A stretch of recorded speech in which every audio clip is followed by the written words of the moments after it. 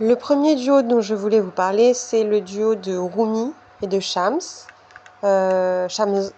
de Tabriz, qui est en fait un couple duo, on va dire, fondamental dans l'art du soufisme et qui est en fait le duo marquant, on va dire, dans un type iconique, mythologique, qui m'a mené aussi à cette quête-là. Donc Rumi qui est le serviteur, on va dire, de l'âme dans un mode de la liturgie du livre, et qui est en fait un grand imam, et Shams qui est en fait le derviche, l'ermite ou l'artiste, et c'est cette rencontre qui va enflammer le cœur de Rumi, et donc son âme, qui va donner donc de la sulfure, du soufre, qui va faire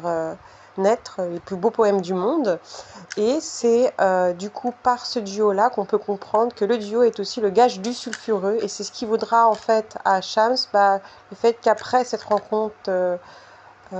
messique, il fut en fait tué par des jalousies, donc des disciples jaloux de la relation qu'avaient Rumi et Shams, et notamment de leur entrée dans le domaine de la danse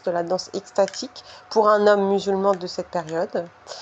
Et donc voilà, qui se fut assassiné. Mais ensuite le duo se retrouva. Et Rumi étant aussi un homme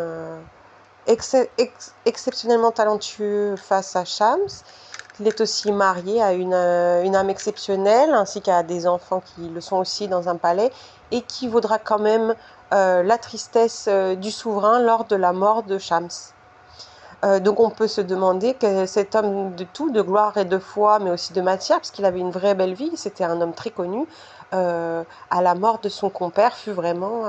complètement troublé.